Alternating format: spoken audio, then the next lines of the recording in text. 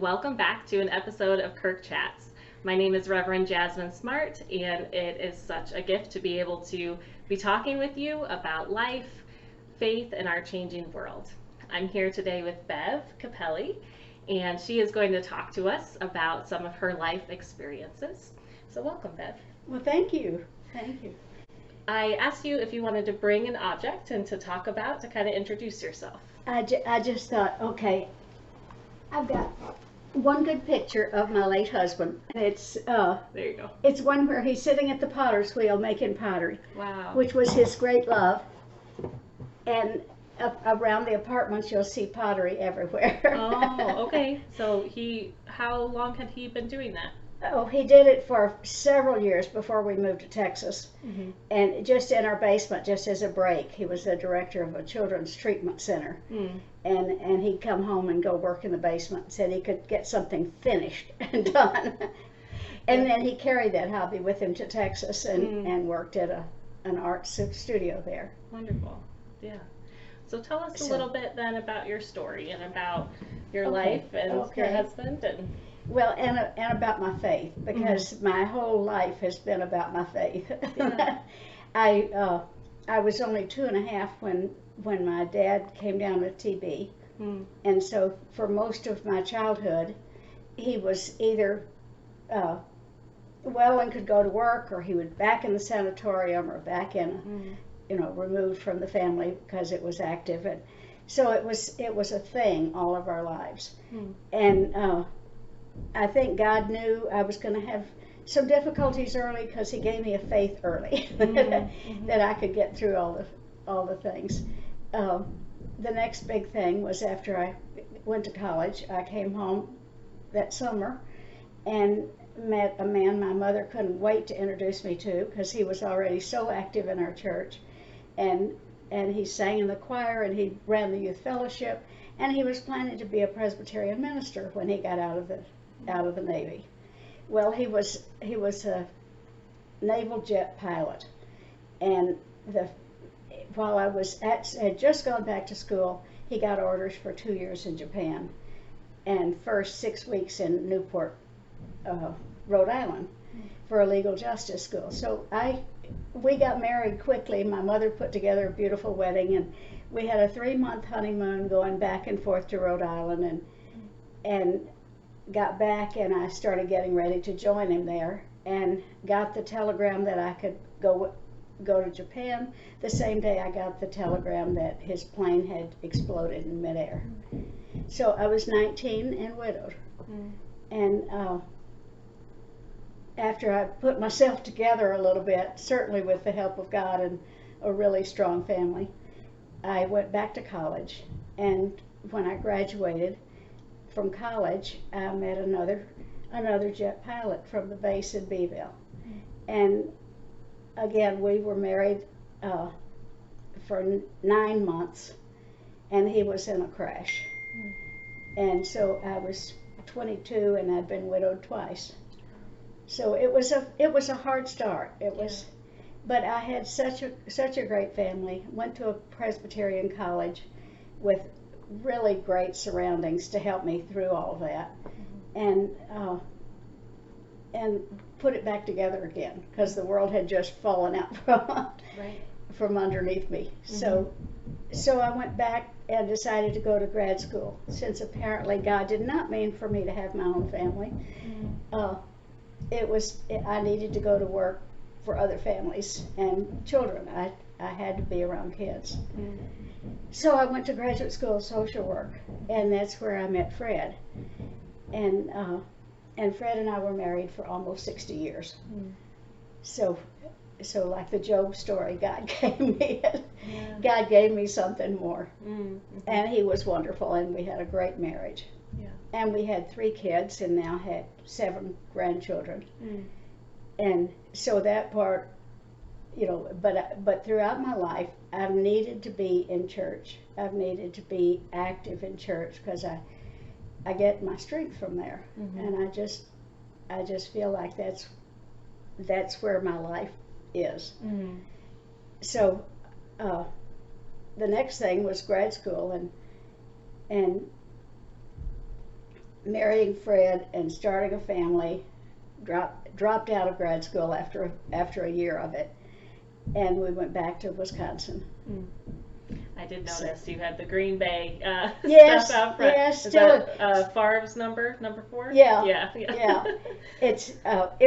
It was when Favre was in disfavor. Oh, okay. His shirt was sold at a resale shop in Wisconsin. Well, you got a great deal, I'm sure, because that's pretty amazing. But I love the Packers, and I know here in Lions country that's it depends, and the Lions did win this week, but yes, they did. It was because they were playing backup.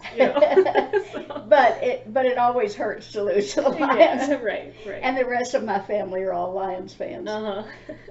That's a fun little rivalry.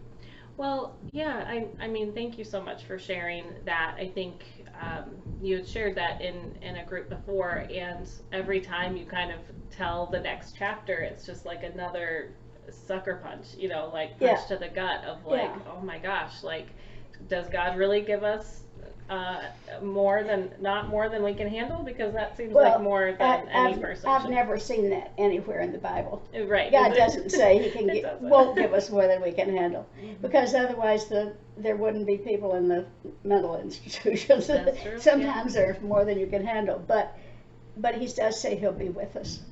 So if we have God in our lives, there are things that are hard to handle, but are things that we can handle with His help.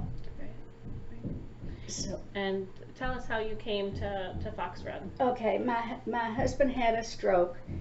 We were in Texas, had been retired there for 25 years. And while we were there, Fred and I were both very active in the Stephen Ministry program. He got into it first and thought that's, he'd really found his calling, because we were both social workers. And the Stephen Ministry is a one-on-one lay caring ministry, but it's laymen. It's not social workers. We had to learn not to try to help people put their lives back together, but to listen. And in that it was a tremendous program.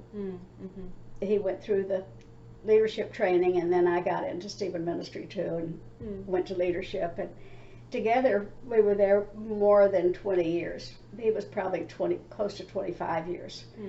And we did most of the training for several years. We didn't have other leaders to help us with it, so we knew all the people there, and because I am who I am, I knew most of the people in the church. Right. Yeah. So that good connectional piece. Yeah. Yeah. Well, keeping it confidential, of course. So, yeah. So when I got here, they asked me if I would be part of the ministry team for Kirk West, because I had found that's church to me. I can still feel like I've been to church when I've been to a service there and watched the sermon and sung the songs, and feel like it's good. Right. And I don't need to find a church off campus to go to.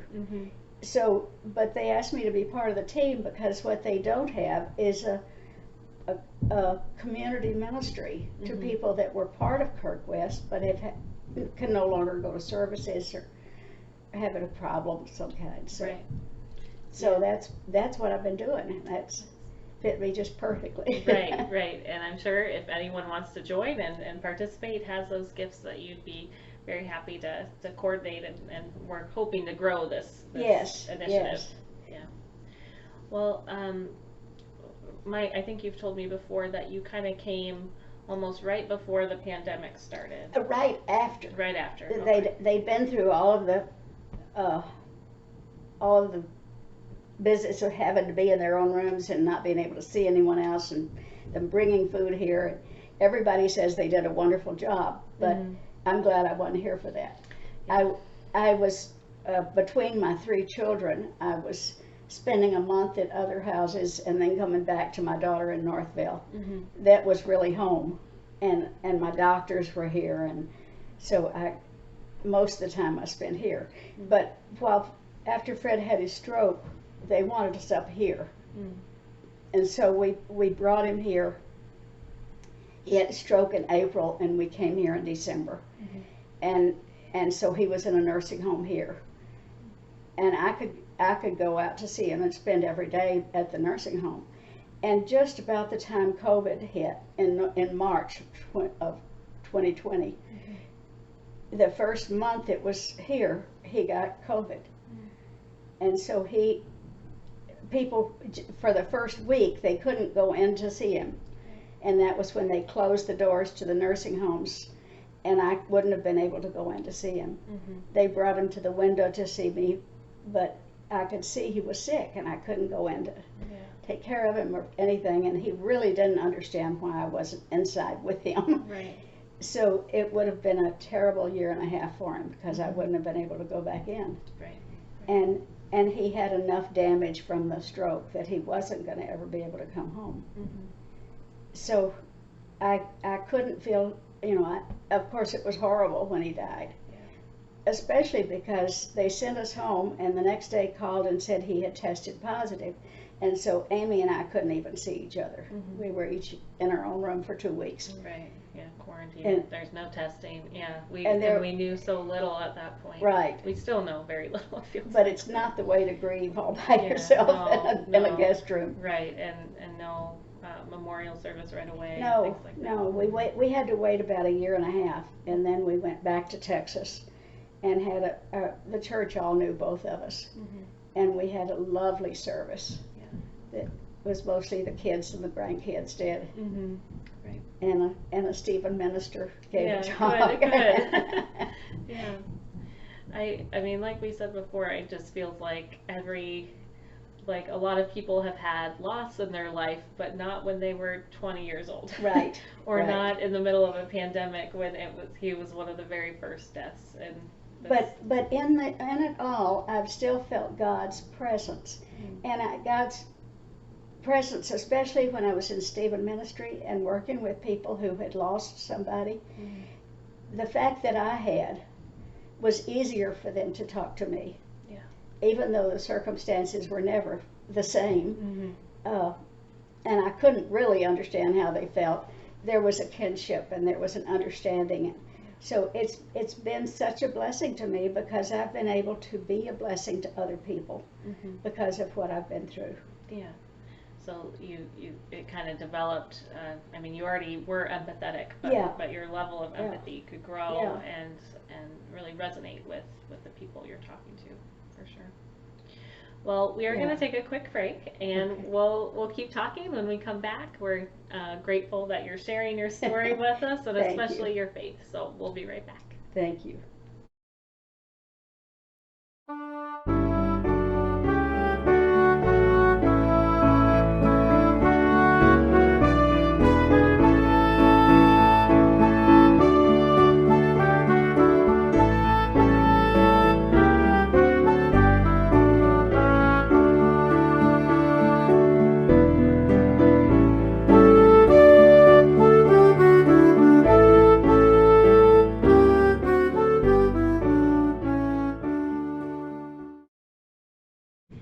Hello and welcome back to our episode of KirkChats. I'm here with Bev, and we've been sharing stories about her life and her faith and some of the hardships that she's been through.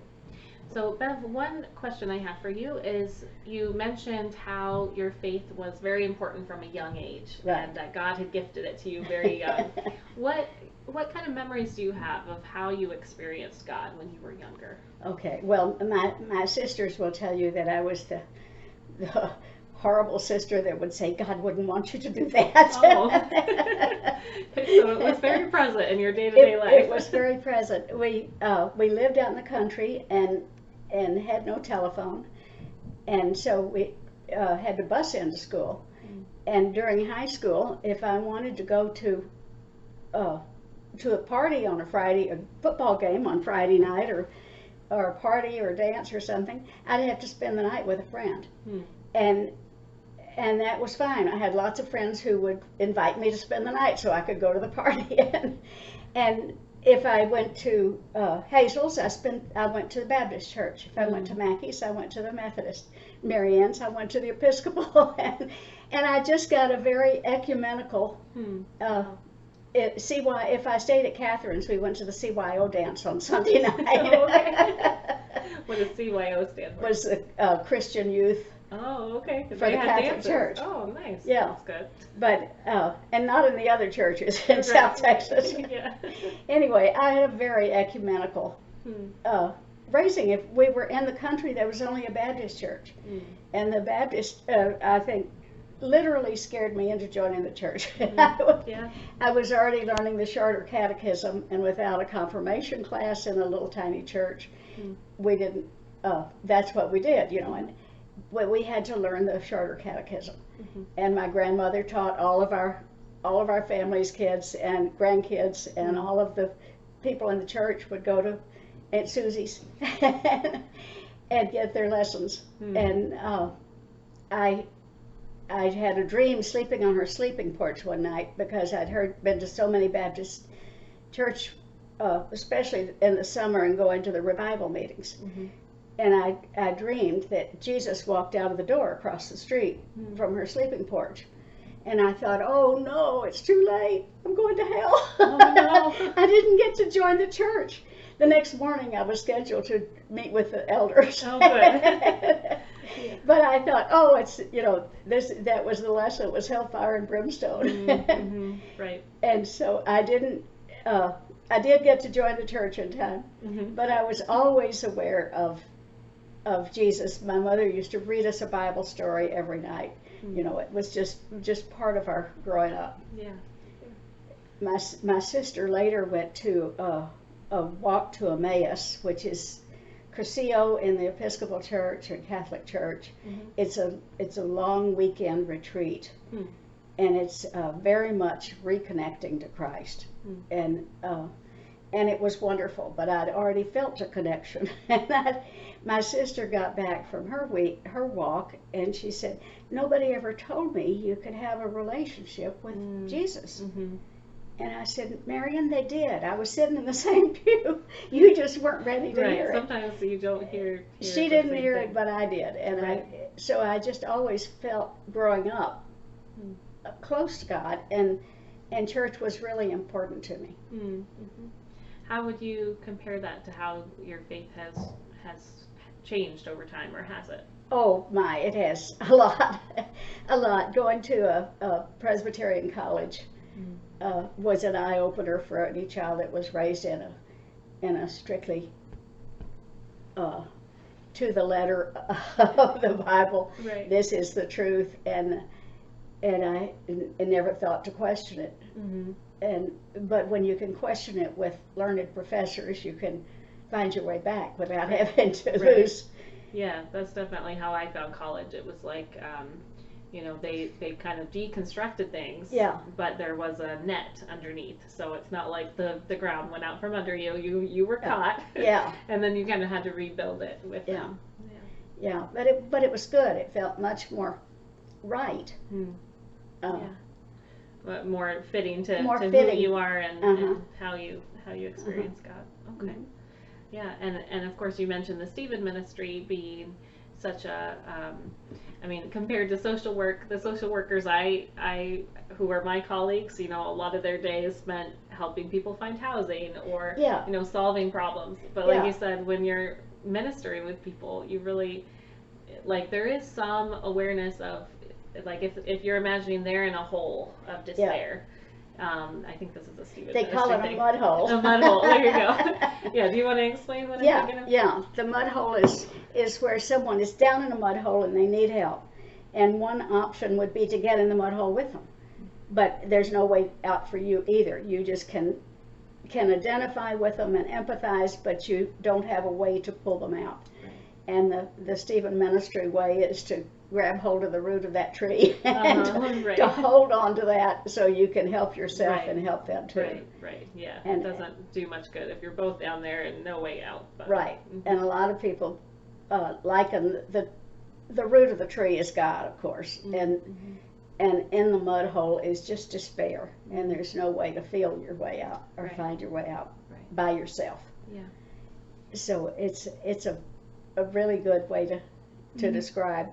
And most people say that in Stephen ministry, you listen until they hear themselves. You know, they need to find their way out, and they need to hear what they're saying and to realize where it fits in. Right. And there's a lot of the training in Stephen ministry that is a listening skills. Yeah. And I think too, I mean, you shared such a personal and heavy story for us.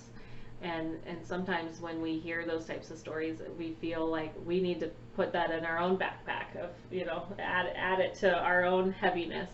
But it seems like in Stephen ministry, it really trains you to let people hold their own backpacks. Right. And you have yours, but in sharing and in listening with each other, that both of you kind of are able to carry it a little bit easier. Right.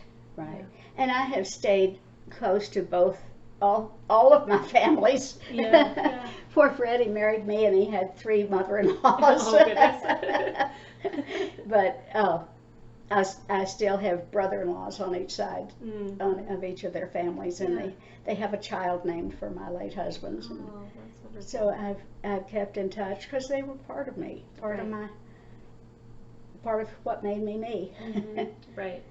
Yeah, and the fact that, like you said, you were so young when you were first widowed, the fact that you had family to really support you and share that faith too. Right. That's really powerful. One of my families is in Nashville, Tennessee, and the other family is in Ohio. So you have connections all across. Yeah. My granddaughters went to Miami, Ohio, where my late husband went. Yeah. So it all connects. And you do have family locally, so hopefully you're able to see them even in the midst of pandemic still. I have 2 daughters who live in Michigan, and one's only 15 minutes away. So, and I have some granddaughters here, and at Christmas all the family was here except our son, whose family lives out in Washington State. Okay, yeah, that's a bit of a hike. Do you have a sense of your own, how you passed your faith on to your kids and grandkids? I think the whole world is finding what I'm finding. They were raised in the church. They were all confirmed in the church, and at the time, they would have all said they were very close to God. As they had children, both of my daughters decided it was time for them to go to church again, and raise their kids in the church. And the one here in Northville, her kids were all in the church. I don't think any of them go to church now. They do on Christmas Eve because they know they're with me, and they will go to church on Christmas Eve. And they love you, and they want to do what's important. But they also want to go to church. They, before they came, they said, "Okay, where are we going to go to church this year?" Right. They know that's part of it, and they want it to be part of their lives. But this generation is not making that, taking that step that would have been important to me to make it a part of their lives. Yeah. And do you feel like, do you still have good conversations with them, or encouraging them, or is it really disheartening for you? Well, it's both. I don't say nearly as much as I would like to say to them. Yeah, right. The family in Washington State don't go, and I would love for them to. Right. I will say Presbyterian churches in Washington feel different than here. Do they? I haven't been to one out there. Yeah, because I'm originally from Oregon, and it's just a different. I don't know how to explain it, but the church culture is different in every part of the country. As I'm sure you know, like from the South and the East Coast has a kind of more traditional. It's in the history, but the West Coast is so new. A lot of the evangelical churches seem to be the dominant. Right. So Presbyterian churches kind of either have to adopt that same spirit, or they're like anti-evangelical. So it's a weird feel of. I have felt the Presbyterian church was going in the right direction where I was. That throughout all the problem with gays in the church and the way we've come to it, the PCUSA is more, at least in Kerrville, Texas, more open-minded and more welcoming to people of all kinds of people from all kinds of faiths. Right, and that does tend to matter to the younger generation. It does matter to them, and they agree with that. so I'm glad I'm not fighting them on those battles. Yes, that's true. Right. I just feel like Jesus was the most open, inclusive person that ever walked on the earth. Mm-hmm. And how could we say, no, you can't be a member, when Jesus would have welcomed them? Right. You know, it's his church, and we need to learn from him how he felt about everybody. Yeah. Yeah. Well, that seems like a really great place to end, is being reminded of Jesus and his openness, and I'm so grateful of the way that he has been in your life and gave you strength through all these hardships, and the way that you've been able to share that with us and encourage us, so that when we're going through something hard, we can feel like we can do it as well. Yeah. You know, that we can hold on to that tree root, you know. Yes. Yeah. And hopefully have a friend, have other people with us too, helping us hold on. Well, do you have any final thoughts for us? No, but it's been really nice talking to you.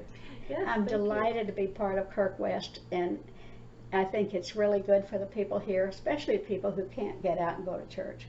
I don't have a car. I couldn't be driving myself to the Kirk every Sunday. Right. Yeah.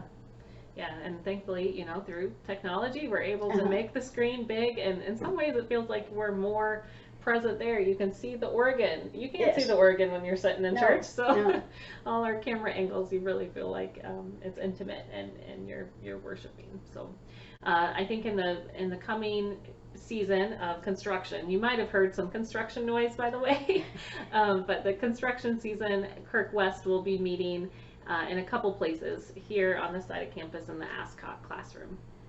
And then what's the other side? And the other place is Kern's Corner. Kern's Corner. So starting coming up. So by the time this airs, hopefully the two sides will have already started worshiping, and we'll just be living into that season of our Sunday worship. But thank you for joining us and for hearing Bev's story as we are talking about faith and our changing world, and how we've adapted throughout all the hardships in life. And next week we'll have another guest, and again, this has been a ministry of Kirk in the Hills here at Fox Run called Kirk West, and we hope to see you next week. Bye for now.